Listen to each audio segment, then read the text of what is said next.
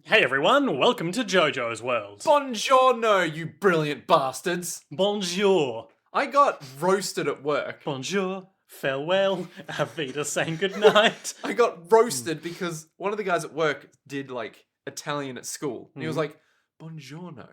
Buongiorno. Are you saying it buongiorno or buongiorno? Buongiorno. And I was like, I'm saying it buongiorno. And he was like, no, stop. Stop with that shit. You're butchering it. Nick Ballantyne, one of the co-hosts. And I'm Liam Smith. Wait, you're Liam Smith. Liam S. Smith. The other Get co-host. it right. Get my branding. Sorry, Liam S. Smith, available now to MC your parties. You just walk up, hey everyone, welcome to this party. I'm Liam S. Smith, the only host this time. When I think about birthday boy Johnny Jenkins, I'm filled with a sense of revulsion. But he is paying me to be here, so I will tamp that down and pretend that he's my good friend. We've got a great act here for you tonight. Up next, we've got the Joker. He's gonna do some jokes. Hit the mix, DJ Joker's trick. And then the Joker comes up and he's like, that Liam, what a guy. But I've got to question one thing about him. What is it? Why so serious? That's a perfectly reasonable reference to make. And then Two-Face is there. Anyway, this is our JoJo's Bizarre Adventure recap and discussion podcast where we talk about JoJo's Bizarre Adventure, the only anime worth my time. It's the only anime worth anyone's time on the planet, Liam. So I'm glad I brought you round to what my way of thinking. I'm saying that in agreeance with you, not as a genuine opinion. Oh, you're just trying to assuage my anger. Indeed I am. So, Nick, Yes. what do we do here on this podcast? Wait, we do... Oh, shit. I got hit on the head by a coconut and I can't remember what our show works. A memory for a coconut and coconut for a memory. Well, Liam, it's pretty fucking simple, and I don't know how you forgot, but we just talk about JoJo's Bizarre Adventure, the anime, one episode at a time, week by week, fortnight by fortnight, questionable scheduling by questionable scheduling. Please understand, October is a trying time. It's rough. My birthday's in October. It's an exciting time. It's a trying time. Today, we watch the 27th episode out of 39 of JoJo's Bizarre Adventure, Part 5, Golden Wind. Every time you say part 5, I'm like, oh, Diamond is unbreakable. For some reason. You'd think you'd have time to adjust by now. No, really not. Which is the 140th episode of JoJo's Bizarre Adventure as a whole, covering the second half of chapter 544 through 547 of the mangi. Ooh, that's a consistent, bit, isn't it? It usually is. Well, no, usually it's like, it has these bits, and then a flashback. Oh, right. Way further down the line. You've got me there. What can I say? And this episode is, of course, entitled King Crimson versus... King Crimson versus Metallica. Rebel 1. Well, to be fair, on Crunchyroll, it's called Emperor Crimson. Emperor Crimson versus Metallic. What fuckhead decided, we need to get around Metallica? It's not the most creative. No, it's not. It's not at all. What would you go with? What would I go with? It has to be good enough that it's related to his Oh, it power. has to be good. That's hard. It has to be enjoyable, and I don't know if I can pull that off. Metallic is just so, you just took off the A. Well, I mean, to be fair, Metallica probably just added on What the if A. they do metallic, Metallic, Metallic, ugh. What about Metalhead? That could work. Metalhead, that could work. Yeah? Or Iron Wind? Have we had anything to do with wind? We had Golden Wind. Yeah, that's a the real recurring thing. Yep. We, of course, had the wind of the North, from which the Vikings... Oh, yes. Well, of course, the Yep. cold wind created the Vikings. Exactly. But no, I was thinking of the Santana winds of New Mexico. The Santana winds of New Mexico. It's only 3 years ago or some shit. I remember it like it was yesterday. A man with a lot of hair walking through the desert going, hello, boys. How are you? In a dress. Oh, Joseph Joestar. Exactly. Nazi puncher extraordinaire. I love that guy. Something about steel. What about Steely Dan? What Can we about go with Steely Dan of Steel? Oh, that's a good one. What about Dan of Metallica? What about Metal Lan? What about Metal Mario? Shit, man, we should go with that. What about Metallica? Hey, Metallica. Metallica. Battle Angel Metallica.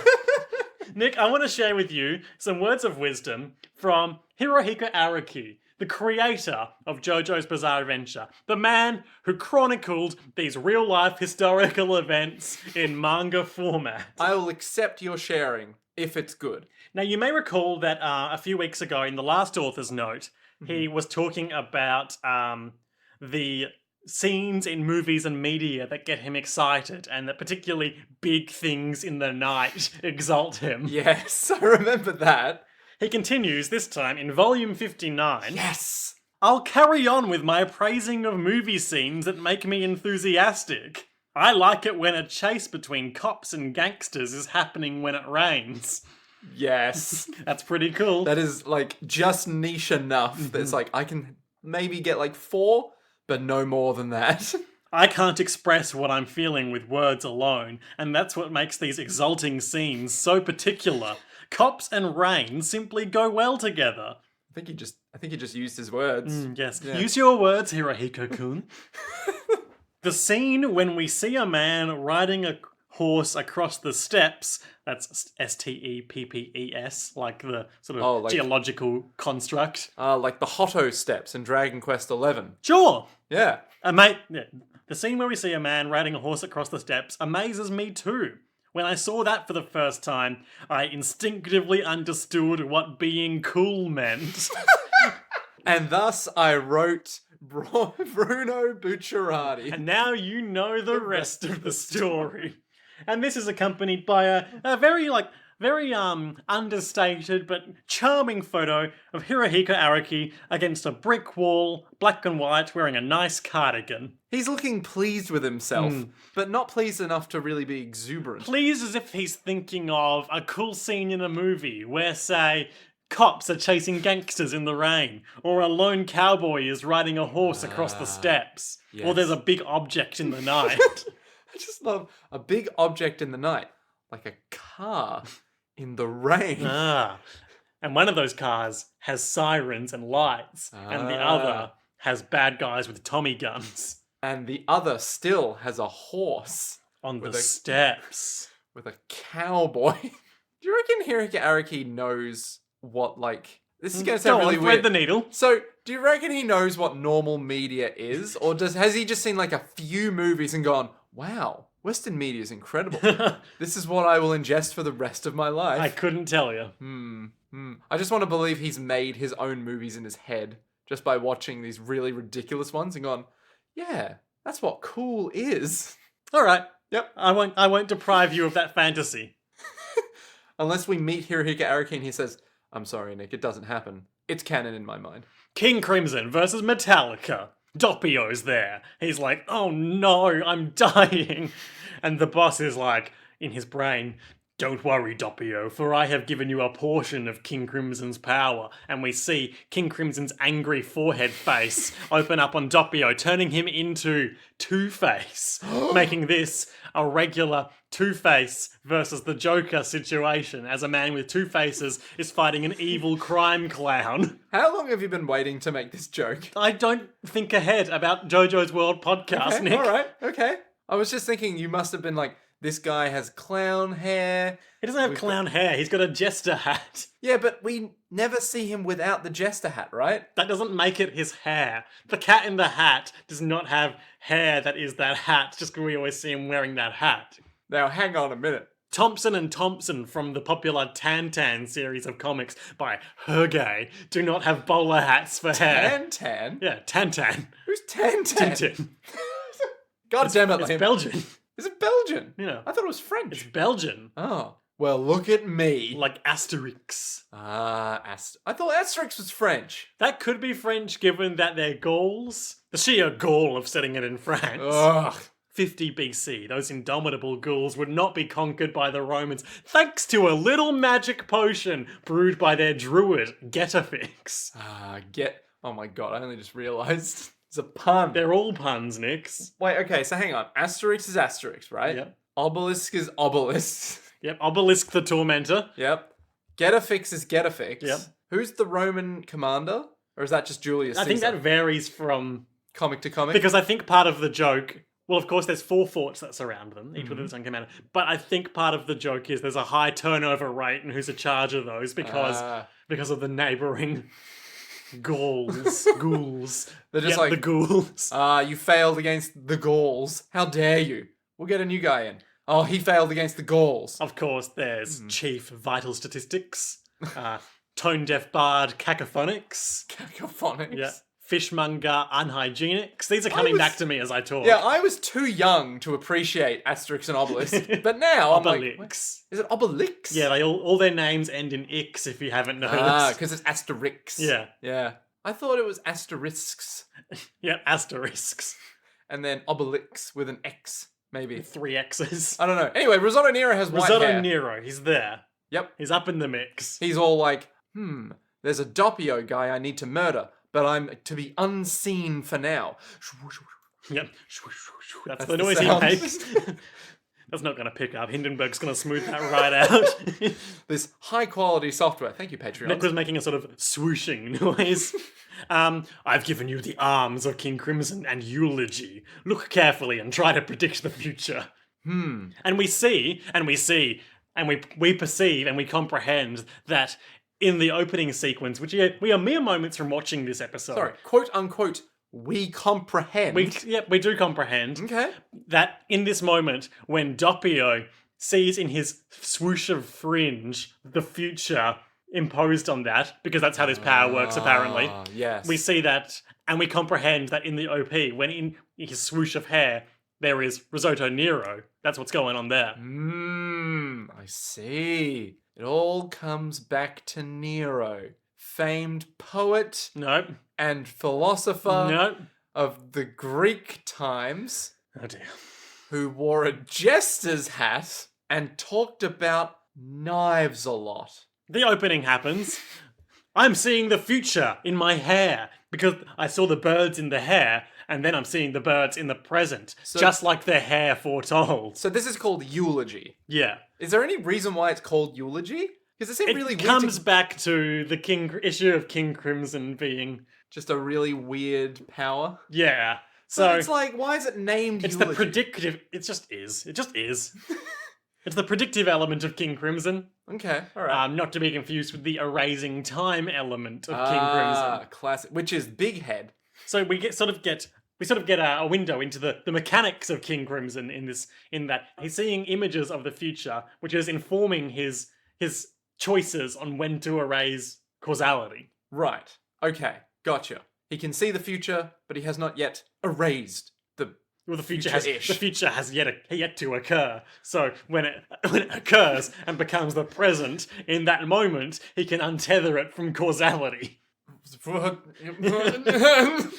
I thought, Should he choose? I thought the whole point was he can see the future and then go And then bam, be the future. Be the future you want to see in the world. Captain Doppio. I don't know where that was going, but No, hey, the power is yours, Doppio. Kill that guy for me. stop the pollution that he's causing with all this rogue iron around the place. Rogue Iron is a cool phrase. Hi, my name is Rogue Iron.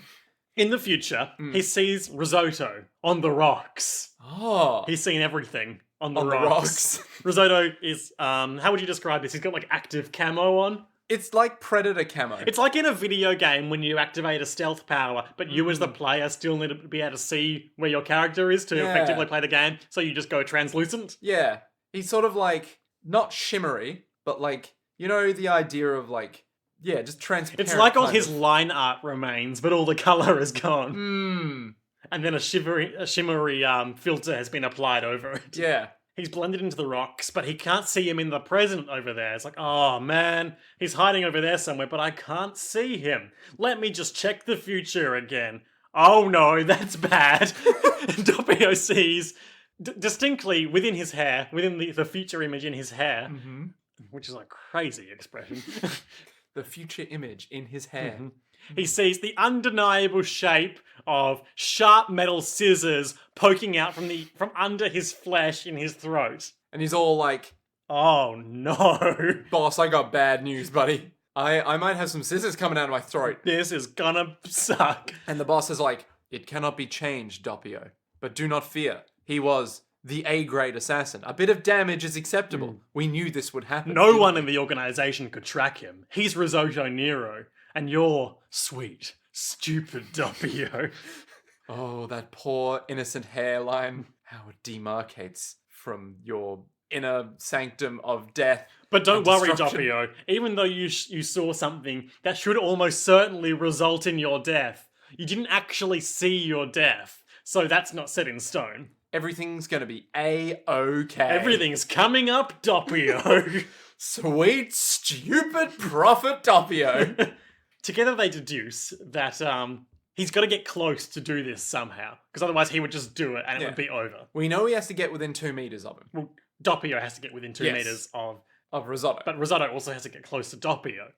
Because they can see him in the shimmering... Future. Yes. And they're all like, wait, if he's getting close, he has to get close. But boss, I'm so scared.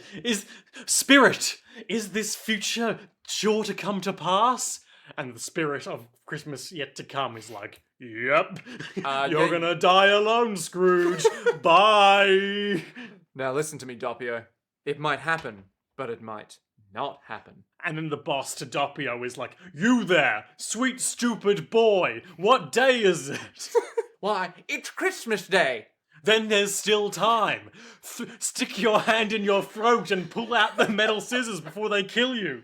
So Doppio's all like, man, I gotta get through this somehow. Oh no, scissors are in my throat. I know what I have to do now. There's a key moment, though, where he raises his hand to his throat in preparation before Risotto actually does anything. And Risotto, observant man that he is like, Now, what I love about this whole Risotto thing in this is last episode and this one, we are treated to his, like, deductions about the nature of Doppio, where he's like, this guy's an idiot, but this guy has some hidden potential. Yeah. And he does later talk about how, like, oh, he's talking to himself. That's unusual, and goes on to introduce him there. But he never does be like, why is this guy holding a frog to his head and talking into it? Hey man, maybe he's just having a great time. You know? It's like, he seems to want to murder me, and he seems to have the means to murder me, but he's talking to a frog right now. Maybe he's just fucking crazy. Or maybe he's more than crazy. So the scissors are in the throat, and he's like, but he never touched me, and I never opened my mouth. How was he doing it? I don't understand. There's got to be some kind of rational explanation. Or maybe it's just magic. Maybe it's Maybelline. Pulls them out. Oh man, that sucked. He like rolls around in pain for a bit, I think. As you would when you Yeah. pull scissors out of your throat. That image of the scissors beneath the skin just really grosses me out. You know what's even worse? How it got there. Just the thought of like, it like formed there, and then is like, oh, but that means that in the little bits where it formed, it would have to just expand more and more. I think that's one of my biggest fears, like having surgery and then having them leave the scissors in you, which is something that has been known to happen. Yeah. Well, you've seen that amazing comic of like, the doctor guy's like, now look, we need to do one more surgery. It's like, but the other doctor said it was all just fine. It's like, well, we just need to have another good look at it. It should be perfectly fine. And then he's in surgery and he's like, oh, son of a bitch. And they're playing tic-tac-toe on this kid's bone. That's pretty good.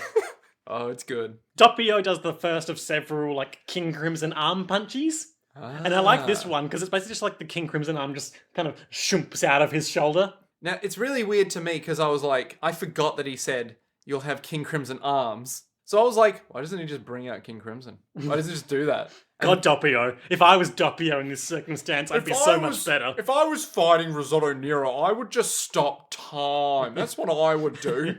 Because I have the ability to use the full power of his might. I also have the power of the world and of Bites the Dust. Because I know how to use them. I'm a well-balanced, well-written character with coherent motivations. I like food, which is why I've refused to eat anything that isn't made by Tonio. Great, this is our new Jojo character. He sucks. What's his name? Meat Meat McFly. what? What is that? Meat McFly? Yeah. I don't know, I just made it up. I, like you, don't think. Moving on, please. What's the next footage, Doppio? What did you see? I think I saw... Oh, that's not good. That's a foot. That's Doppio a foot. sees like a big flurry of movement, Doppio falling through the air, and also a severed foot with scissors sticking out of it, dropping to the ground. And he's all like, one, it's the scissors. It's bad news about the scissors. Yep. 2, bad news about my foot. I think my foot's gonna get cut off by the scissors. Pretty sure that's what's happening. And there's a shot that happens here where Doppio is coming to terms with this, but also Risotto Nero is stealth camoed in the background, just like striking a pose. It's just like all the poses that Risotto Nero does in this episode are so ludicrously extra for no reason. Like, even when there's a bit later where he's like shimmying around Doppio, he just pulls a pose halfway through. Yeah. It's like, why are you doing this? He also does a lot in this episode of like circling Doppio like a lion waiting to strike, and then as he's walking, he like fades into total invisibility. It's like a stealth-based video game boss. You know, where you have to wait for the gaps in their invisibility. Yeah. It's so good. So ridiculous. The boss is like, Doppio, when you saw that, why didn't you move immediately? And Doppio's like, I've got to be careful. I'm losing all my stamina. It's gonna suck. It's gonna be a bad day. Doppio's not gonna be able to win at this rate, and it will take me 10 seconds to come out. Is this the part where we see the weird face on Doppio with like eyes going out? Yeah, like I think that? so. So I fucking love this because Doppio's face is like, oh, I don't know what's going to happen. Don't know how it's going to go. And then a very much distinctly crazier looking face with like eyes going like a chameleon in 2 different directions and his mouth just clenched and his lips wide open. So the boss is like, I'm gonna have to assume direct control. And Doppio's like, no, I've got this, so I can't move or anything, but I've been thinking. Losing a foot's gonna be bad, but let's see what we can do about that. It doesn't have to be my foot. And he puts the frog down, and there's a great series of like pure silent close-ups here where we cut to frog on ground, Doppio, like action pose, poised to strike, cut back to frog, linger on frog. And then the frog like melts and explodes with razor blades. And then Doppio immediately goes, I fucking knew it. And he throws the sharp scissors that were once part of his throat into some fog? He does like just a big like spinning huck of them. It's like it's like throwing a boomerang. Yeah. It's just like, woo. And we see them sink into what just looks like empty air, but then they cut through the ankle of sharp scissors. Real sharp. Cut through the ankle of Risotto Nero. Risotto wasn't fucking around with those scissors. Yeah. The mystery is becoming apparent. Hey, boss, where did you go? Where'd the phone go? I mean, that's a frog. That's not the phone. No, it's a frog that's exploded into razor blades. I talked about this last time, but I love just Doppio's inconsistent perception of the world vis-a-vis talking to the boss. So weird. I love that it's so intense, and then it's just, oh, well, this isn't a fucking phone. Get out of here, frog. This is just a frog. Oh, wait, there's a phone back here. In his brain, the frog is the phone up until it becomes tactically necessary for it to be a frog. Yeah. And then just seamlessly, it's the frog that he puts down and does the plan with. It's just like... Oh, to make explicit, what happened was he figured out that the power that is creating stuff is directional. And so because the frog got all razor bladed before Doppio did, that means he was in that direction, doing it from that way. So he hacked the scissors over there. Of course. Yes. It all makes sense. Kind of. We still don't really know what his power is yet, but it all makes sense. Yeah. Sure.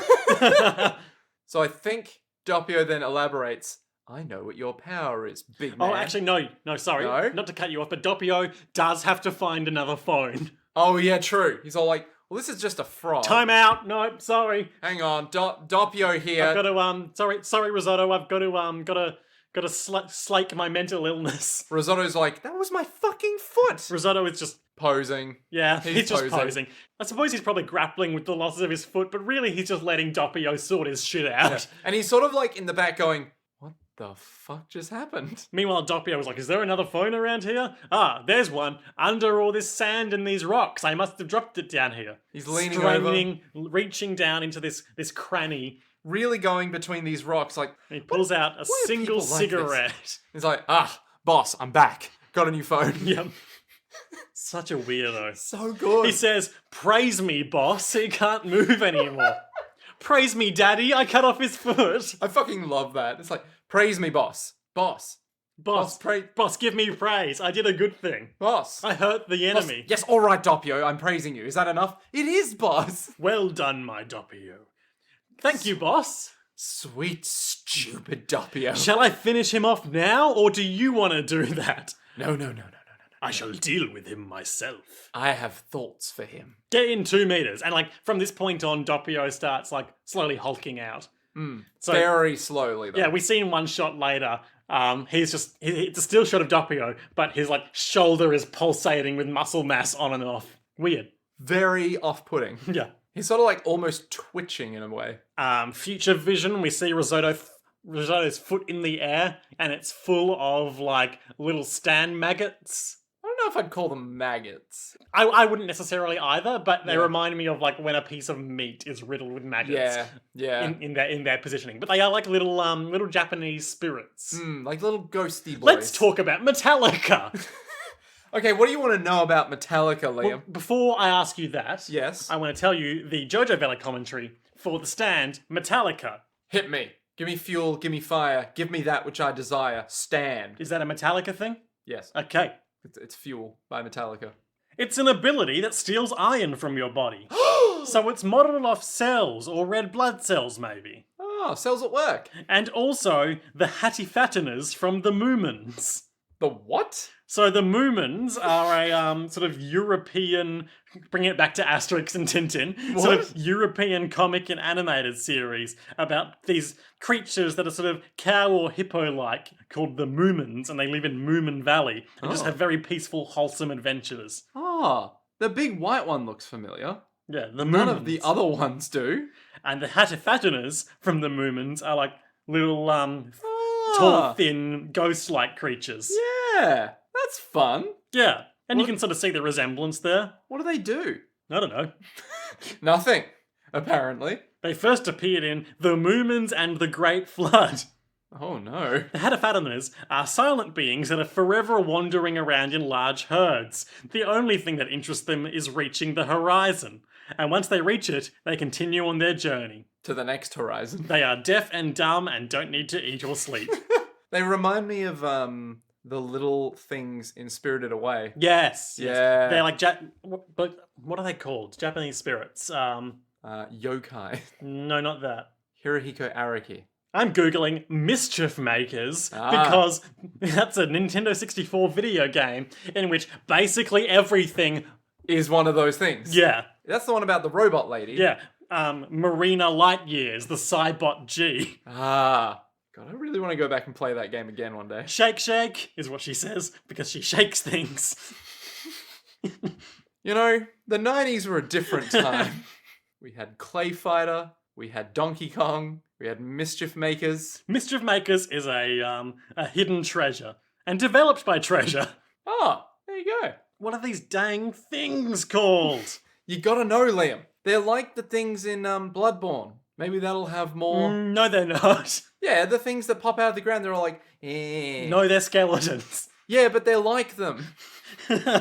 They're like if they were dead and skeletons. Hanawa is the word I was looking for. Hanawa. Japanese Hanawa statues. Right.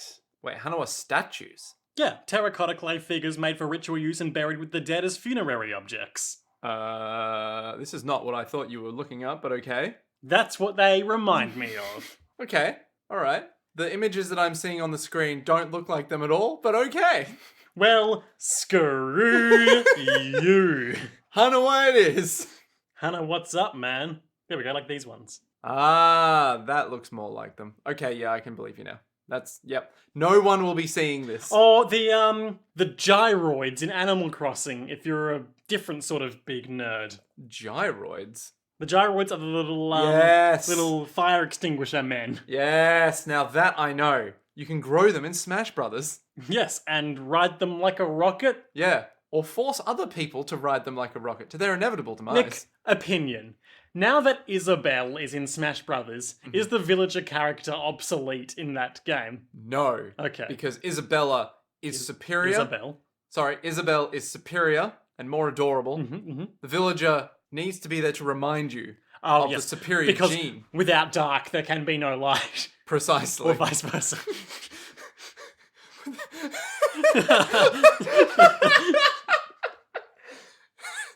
Without dark, there can be no light. Liam Smith, 2019. Amazing. But no, I won't hear a word against Isabel, so... Isabel's great. She's playable in one of the Monster Hunter Switch games. What? Oh my god. So I believe that's the one where it has a play as Palico mode, and you can get an Isabel skin for your Palico. Sick. So you can be Isabel and just tear up, like, I don't know, a Rathalos. Fucking beautiful. So anyway, it looks like those things. So anyway, Moomins. Moomins, yes. They are a family of white, round, fairy tale characters with large snouts that make them resemble hippopotamuses. But I think it is a running joke in the Moomin, Lore. the Moomin lore. Yeah. The deep, rich lore of Moomins. I specialised in Moomin lore when I did my Juris Doctor. Ah. I believe it is a running joke in that they are offended when they are physically compared to hippos. Oh. Or maybe cows. They live in Moomin Valley, though in their past, their temporary residences have included a lighthouse and a theatre. Of course it has. Of course it has. From left to right, Sniff, Snufkin, Moomin Papa, Moomin Mama, Moomin Troll, parentheses Moomin, the Mimble's daughter, Groke, Snork Maiden, and Hattifatinas. Snork Maiden? Yeah, Snork Maiden. Is that some kind of sultry, seductive Moomin? You know what I think? Yeah. I think all of these names would fit in well in a particular sort of Dark Souls-like game as bosses.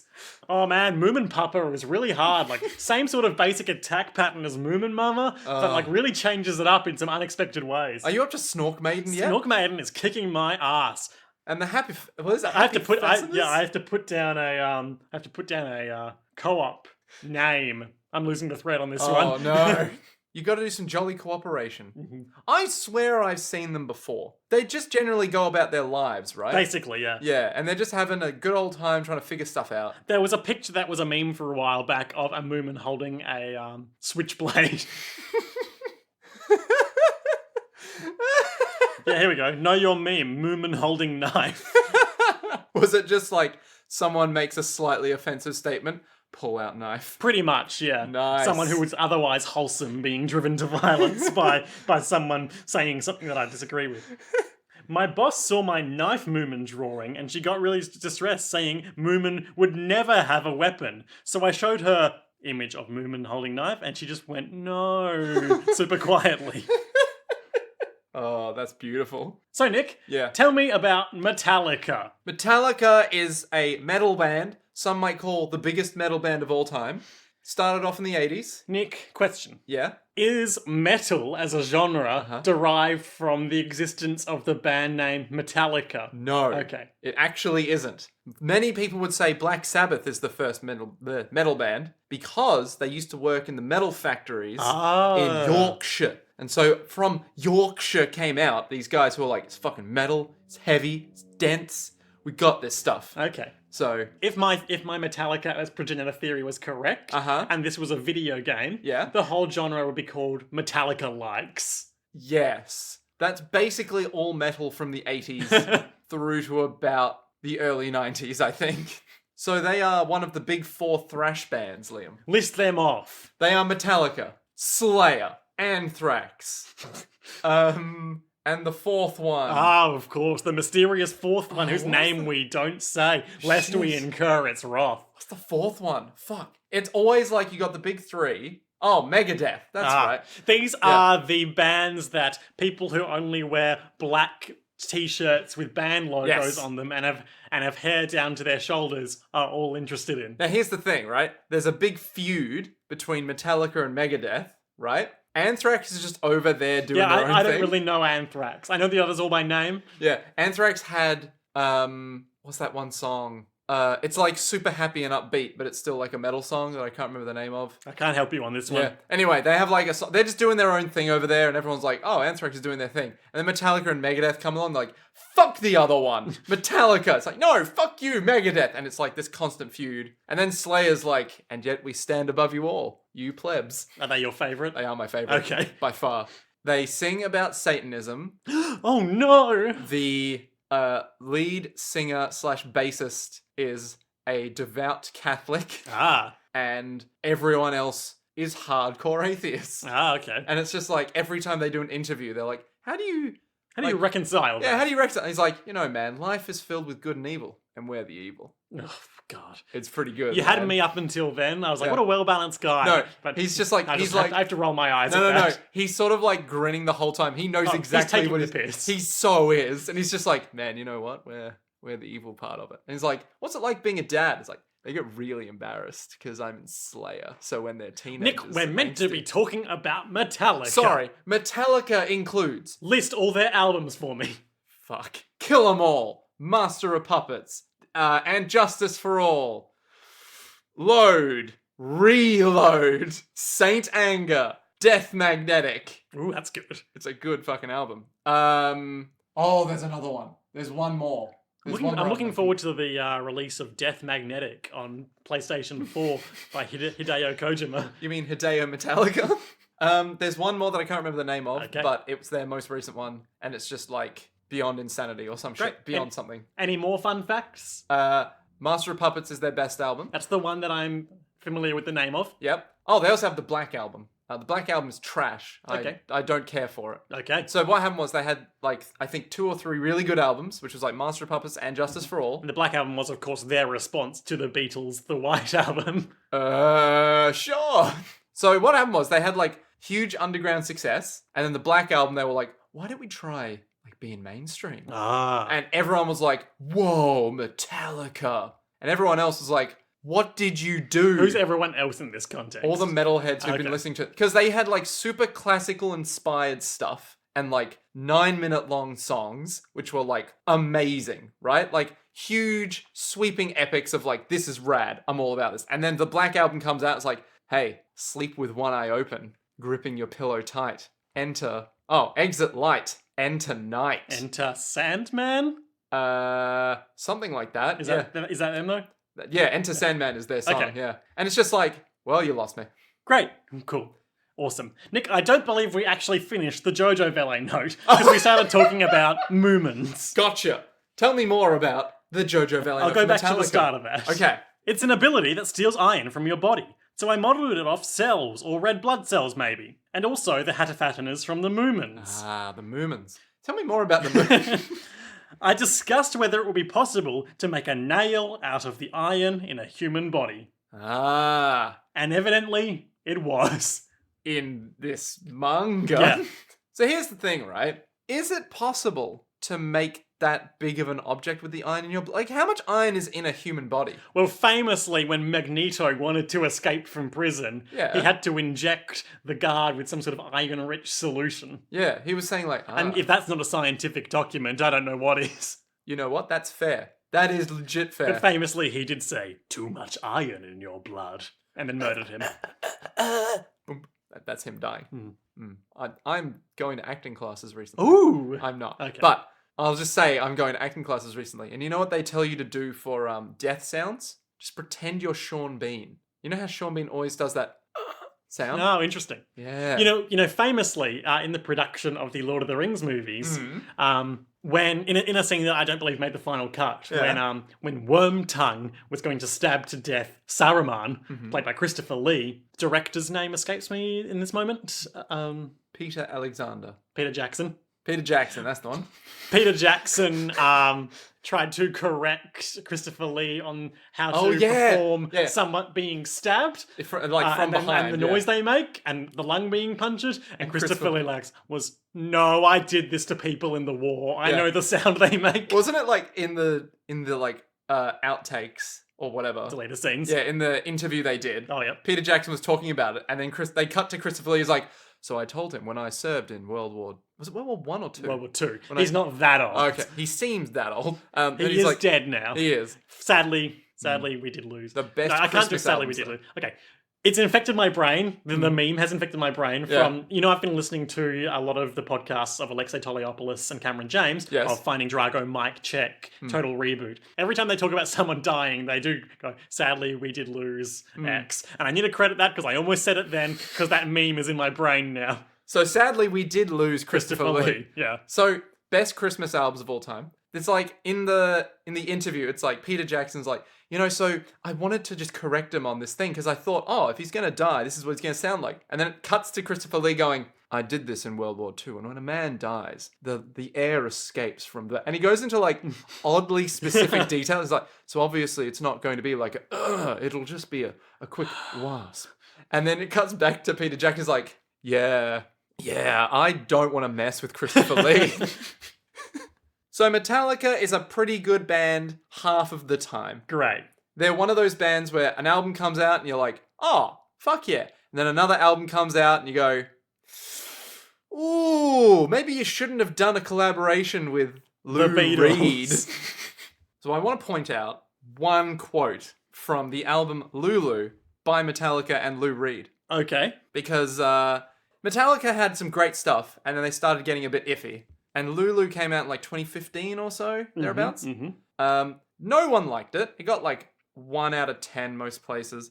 But according to Wikipedia, essayist and pop culture writer Chuck Klosterman, in his review for the website Grantland, wrote, if the Red Hot Chili Peppers acoustically covered the 12 worst Primus songs for Starbucks, it would still be slightly better than this. Ooh, sick burn. Bam! So you may recall, Risotto Nero was at large. yes, Doppio has deduced the way that he attacks with his powers, and then meanwhile, and he's seen the foot is full of the little metallic stands.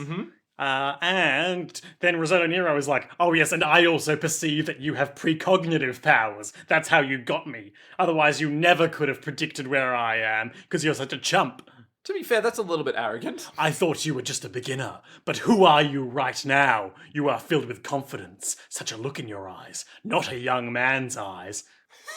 Those are old man's eyes. They remind me of Pesci's eyes after Prosciutto died, and he looked as if he had come through 1,000 years of bloodshed. And as he's talking, he staples his foot back on. With Metallica. Yeah. It's really Like weird big as metal well. staples. Yeah. He has like no pain. He's just like, well, on it goes. He's a professional. That's true. He gets things done. He is a hitman.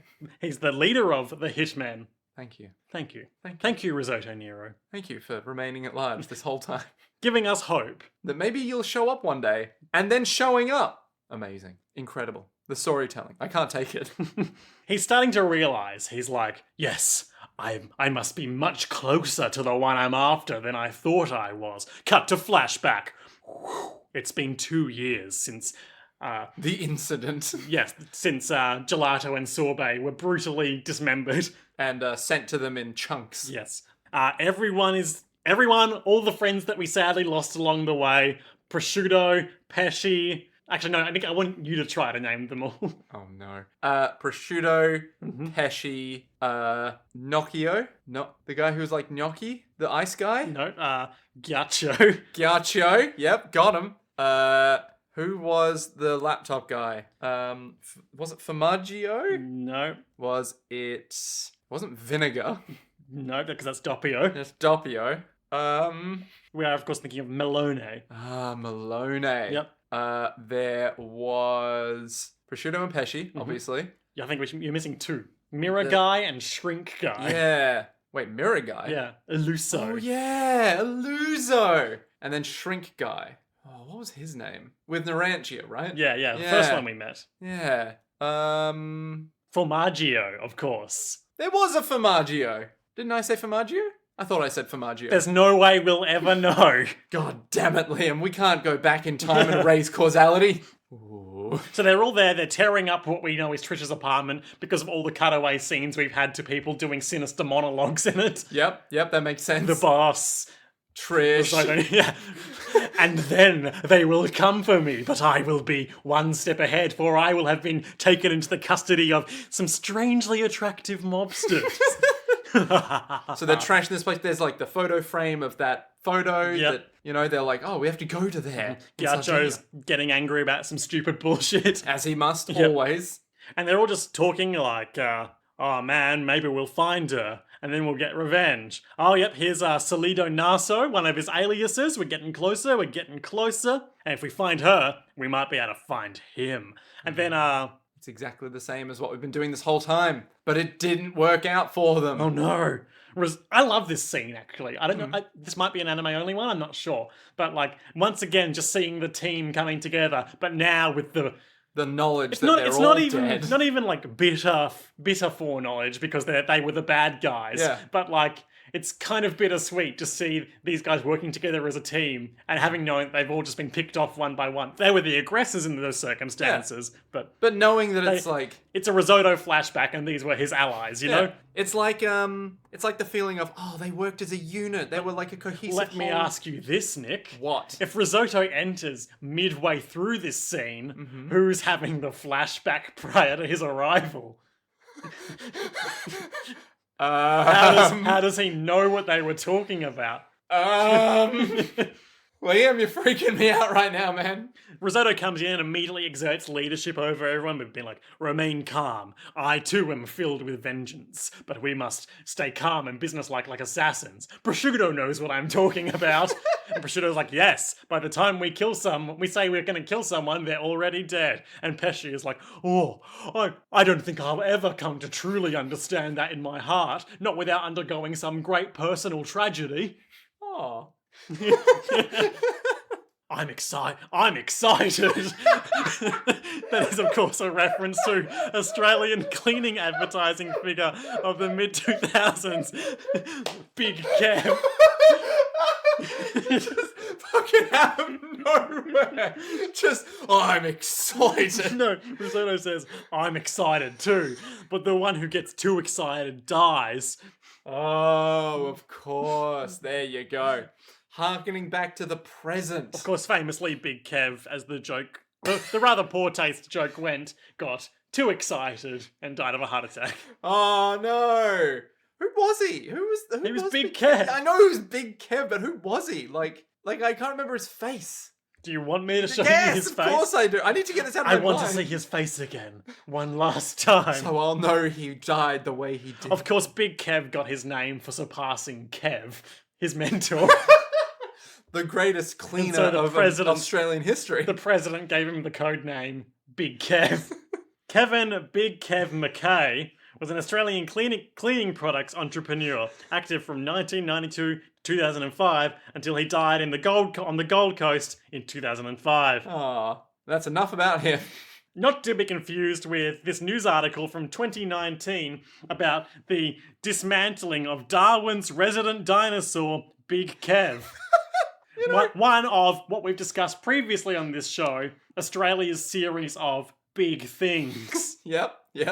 Big Kev is a big Darwin-based brachiosaur which arrived from the Philippines in 2007. What? Oh my god. Why? Why the Philippines? I don't know. Like a brachiosaur.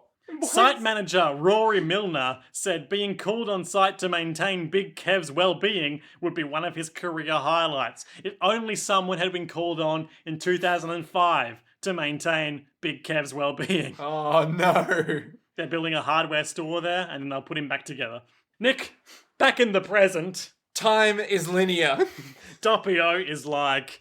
There are only two truths in this universe, Liam. Time is linear. Doppio, so sweet. So stupid. He's like magnetism. He's controlling his destiny with magnetism. He's making magnets out of me. Using magnetism to make the iron in my blood congeal into painful things. Oh. And also, he's going invisible by coating himself in iron powder and using magnetism to make himself blend in with his surroundings. Would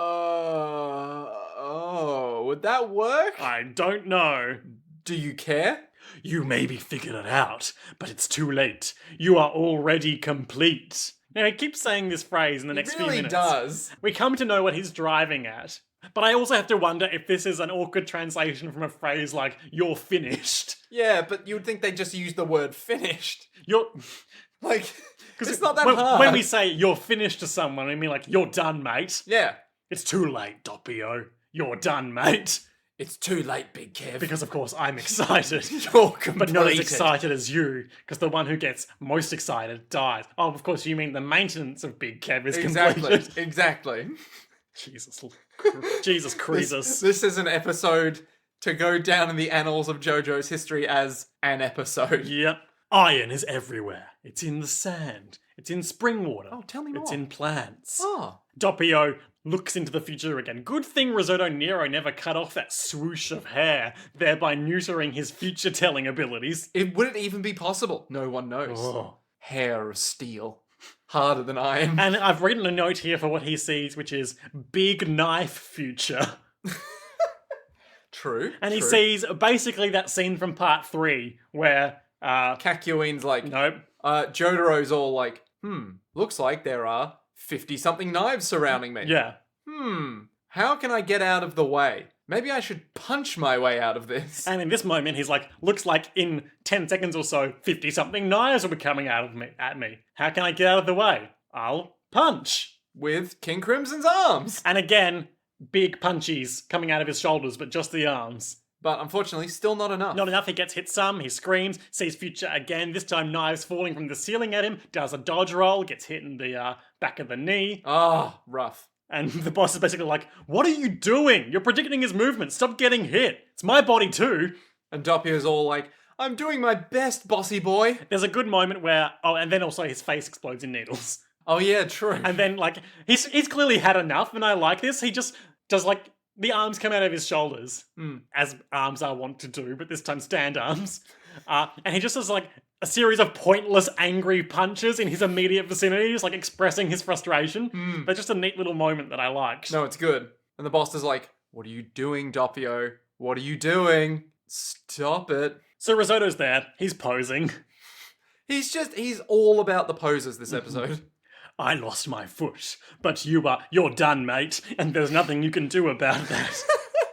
Iron is found in many things that humans eat, like vegetables, tell me like more. spinach, and meat, like liver. It's an important asset in the human diet. Why is that? Why, it flows into the bloodstream and allows the body to carry oxygen through the blood. Why are you telling me this? Because I am removing all the iron from your blood. Unlike that guy Magneto killed, you have not enough iron in your blood. And when that happens, your blood becomes all yellow and congealed and gross, and you die. You're deoxygenated, and none of the blood goes to your fingers or your brain. Oh, that is a bit of a worry. And we see that Doppio is like very visibly short on breath here, and he's like, no matter how hard you breathe, you'll never get any oxygen, and you'll become a corpse before you die. Well, that's a bit shit, isn't it? And he's basically just like sitting on a rock nearby, and he's like, so, shall I just wait it out, or shall I kill you now? Oh, here they come. Aerosmith swooping in nearby again. They're near the mansion. Naranchia's there, and Abakio. And the boss is like, no, not Abakio. Abakio's there. No. Not Abakio. He's the one I fear most. Well, he kind of does, because he's the one who's Yeah. going to set it all up, Yeah, isn't he? Yeah. It sounds ludicrous, but But he it's does. just at the time, it's just like, not Abakio. Oh no! He's the most valuable member. Finish him, Doppio. Finish him now. And Doppio's like, I'm trying. I don't know if you've noticed, but I have no iron in my blood. He's gonna move to my right side, and then he's gonna disappear, and then my head's gonna explode. Huh. And the boss is like, what's wrong, Doppio? This is curious. Empowering the, I suppose, protagonist for this battle, being Doppio, Yeah. even though we don't like either of these guys ultimately, Sure.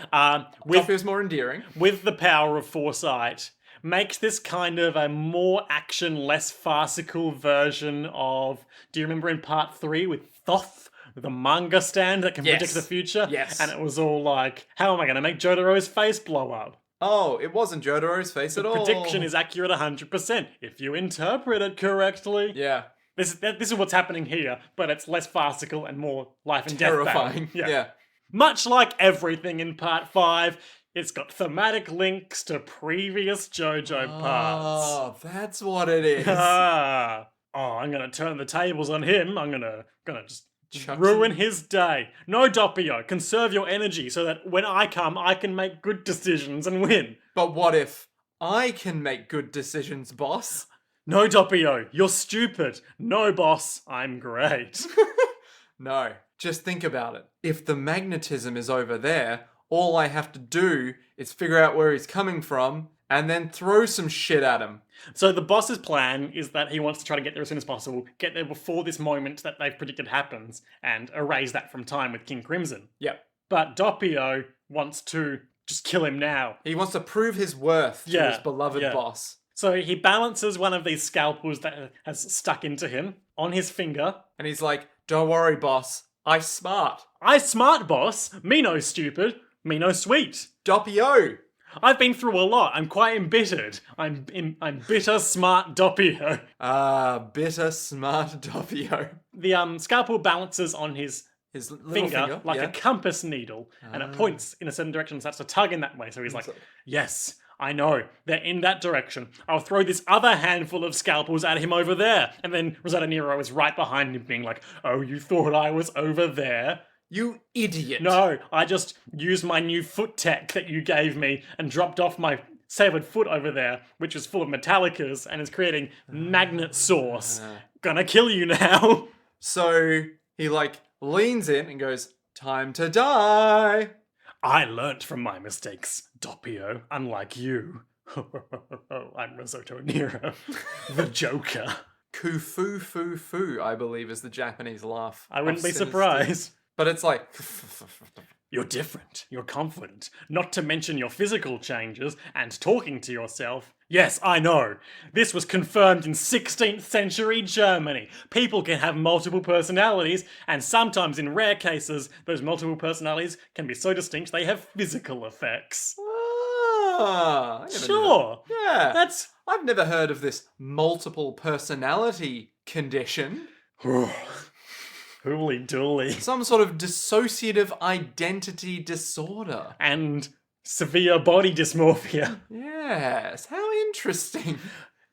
So he's doing this long monologue while a razor blade is slowly emerging from Doppio's face. And he's having this... screaming. Yeah, the sound of it is muted, but this whole time Doppio is just doing this one constant scream. It's just like this. And Risotto keeps going. I thought you were a trusted subordinate, but no. But no. Okay, enough of that. Okay. That's bad audio. And yet it was in the show. Yep. I can't wait to see your face when you die. And just all this yellow congealed blood is pooling down his face. You've got no strength to resist now. I've won with my stand. Metallic bullets, bullets, bullets, bullets. The hell was that? There's this great shot. He's gloating in his long-awaited 2 years plus victory over the boss. Then, sudden burst of gunshots from a machine gun. Everything goes grey as the life begins to drain out of Risotto Nero's eyes. The irony, because like the very blood in his own system, which was red, and his eyes, which were red, is turned to grey, lacking in iron. Sure! I hope. So, what's happened now, as we learn, is that when Doppio threw those scalpels wide, Smart, bitter Doppio. he wasn't just being a dumb guy and missing He threw it at Bruno, Abacchio, and Narancio. in their, like, vague general direction. Quite far, might I add. Yeah, so then Aerosmith picked up on that and was like, oh, bad guy up on there. It's not just a random person who happens to be in the area. They threw scalpels at us. Better murder them. I can only detect one person with the radar So because these guys talk through to each other, because he's lost so much iron from his blood, he's not effectively breathing, so he's not showing up on the radar. he's just breathing in and out, but he's not doing anything. Yeah. He's not producing carbon dioxide. He can't do it. Whereas Risotto Nero is, so that's why he got a big chest full of bullets. Oh, damn! And then he gets another big chest full of bullets. He falls. And he's all like, oh, bitter, smart Doppio. You know, it's funny. I've seen a great many things in my year, like tears in the rain. Yeah, that's how that goes. Yeah, more or less. He just sort of falls to his knees and then just plops on the ground, dead. I don't remember. Did Narancio just shoot the corpse, or? He shot him again before he fell. Yeah. While they're talking, there's a cool moment where the Doppio completes his transformation into the boss. The blood splatter from that initial burst of bullets lands on, Doppio's hair. making it go translucent, which I suspect this and in this moment and in the prediction were a blood censoring thing. But I do like the color palette change, blood hits, hair goes translucent effect. That's much more aesthetically pleasing than just covering everything in a black filter. Yeah. And he just kind of goes, ah. And we see we still don't see the boss's face properly. Like, No. it's entirely shrouded in the shadow of his hair, except for like his piercing eye as he points at Risotto Nero, being like, "Yes, I've won." Don't you get it? Dumb idiot Risotto Nero. You thought you were at large, but you weren't so big after all. Oh, damn! They should call you Shitty Wet Rice Nero. I told Doppio you were not an enemy he could handle, so I just manipulated events so that the good guys killed you. Experience points for them. Yay! I was winning. No, I should have won, but then you threw the scalpels at them. I know who you are. You're not just a trusted subordinate. You are the boss. Yep, knew that already. a And long time ago. now I die. I would have gotten away with it if it wasn't. To be continued. Nice. Very nice. Sorry, I cut off your Scooby-Doo reference Oh, there. but it was so good. So, Nick, Yes. highlights and lowlights for this episode. Oh, God. So good. My highlight will probably have to be the moment where we find out what Risotto Nero's power is, and suddenly it becomes a matter of, oh, so we know what it is, but I know what's going to happen, and I don't have the leg up. And it's just a whole bunch of, I can see the future happening. He's just going to and stay. Still, He's got to stay one step ahead of the future. yeah, and he's still attacking him, and he's still losing. And it's like, dude, fuck yes, go Risotto Nero. Like, it's just cool. He's just very effective as an assassin. Yeah, So even when he's very like, effective assassin power. yeah, You can stab people without getting close to them. you can just make things emerge You from can them. become invisible, Also quite necessary. which allows him the freedom to dress as a crazy murder clown. Not unlike a Mr. Joker you may have heard of. Mr. Joker. Yeah. Are you saying Mr. or Joker? Sure, moving on. That one took me a sec. But Yeah. Your highlight, Mr. Liam. my highlight is that bait and switch where Aerosmith just suddenly kills Risotto Nero. It's good. And just the way the wind production it up. so effectively communicates that sudden tonal shift. Where it's like, hey, Risotto Nero wasn't the bad guy. He was the bad guy. Because, Bad guy won. I mean, both of these guys, from the protagonist's point of view, are in kind of an interesting moral situation in terms of being... And obviously, Doppio is/works for the boss, but Doppio himself is kind of a childlike innocent. And Risotto obviously sent his team to try to kill these guys and kidnap Trish. yeah. But now these guys, our friends, are also working against the boss. Yes. So really, Both of these guys are kind of in a strange midpoint between enemies and not friends with Doppio because he's still working against them, But, like, not the same not a man side. deserving of murder. Yeah. No, it's kind of weird. Like, because Risotto Nero, by all accounts, could be on their side now, but he can't be. No, I don't think Giorno would approve of that, or Bruno, given Given the history of drugs to the kids. well, of course, the assassination team wanted to seize control of the drug routes for their own profits, making the Hitman team a sort of dark mirror of our protagonists. Ooh. Now, Liam, Yeah. what's your low light? Quite ironic since one of them is dark in name and nature, and one of them has mirror powers. What's your low light, Liam? My low light is that just creepy shot of the scissors in the throat. It's really effective at what it does, so I'm not calling it out on that, but it really grosses me It's out. just like the idea of it growing there. Yeah. And then the vein, it's just, Oh, so gross. I love it. It's so good. Me too. Yeah. My low light is probably, I'm really struggling here, Liam. Yeah, good app. I guess my low light is how it ended, because Doppio is now effectively going to die because he can't breathe. Yeah, that hasn't been resolved. So it's just a bit like, okay. How's he gonna get out of this one? Yeah, how does he live if he has no blood filled with iron anymore? Is he just going to get a transfusion or something? Or like what? Well, Nick, perhaps we'll find out on the next episode, and I want to take your temperature of what you think will happen, given that Risotto Nero has been shot through the chest several times. Doppio/the boss has had all iron drained from their... What? You're looking at me. You made it sound as though Risotto's not dead. You just said he's been shot several times in the chest. But you never said Risotto Nero, after being shot several times in the chest, is dead, no longer at large. I'll leave that up to you. I want to... Okay. I'm driving to something here. Okay, alright. Beep, beep. As I was saying, Doppio slash the boss has had all the iron drained from their blood.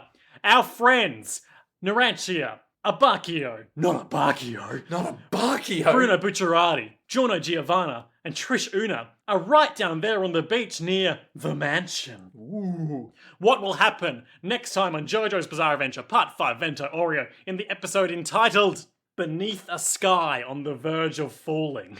Jesus Christ. Strangely poetic. Wow. Okay.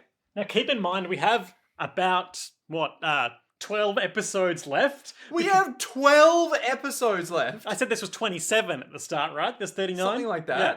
Oh my god, what? It feels like we're because right it near the feels end. like this is endgame territory, doesn't it? All the main players are in the same place. And like, Risotto's died. Mm-hmm. The boys are there. They're about to find some stuff out. Yep. What? Okay, alright. Beneath a sky on the verge of falling. It didn't sound like Risotto was dead from your description. He's been shot several times through the chest. That's not a good place to be in. No, it's really not. He fell. What if Risotto's alive and the boss is like, oh, sweet, stupid Risotto. Are you... I'm just looking at the look in your eyes, that glint. Yeah. That glint. And I know your penchant for recurring theories. Uh-huh. Are you about to propose that maybe... He's not going to transfer into Risotto. Okay. He's not going to do That's what that. I thought you were driving at. No. This body's had all the iron drained out of it. You've merely been shot 17 times in the chest. No, what I think might happen is Risotto's not quite dead yet. Mm-hmm. Maybe. So in his dying moments, the boss is just going to walk up to him and be like, Risotto, you dumb shitlord. Give me your blood. I'll make a deal with you. Oh. How about I stop that shot from ever hitting you? You can't retroactively do things like that. All right. What if I let you live? I save your life. I save you. I run away from here in the next 10 seconds I have of consciousness. You have to fill me with some blood, though. And let me put it this way. If we get out together, we'll be a team. I think this will be the start of a beautiful friendship. something like sure, that. I'm paranoid about anyone knowing anything about my identity, and you've come the closest anyone ever has, but I think I can let that slide. How about you let me live, and then he'll probably murder him afterwards? Sure. Or something like that, maybe. He's probably not going to do that. But what gets me is where the hell he's going to get iron in his blood. Well, as you may know, iron is found everywhere, including in foods such as spinach and liver. He's not going to eat Risotto's liver, is he? That feels like a step. Yeah, it doesn't feel like he has a knife on hand to...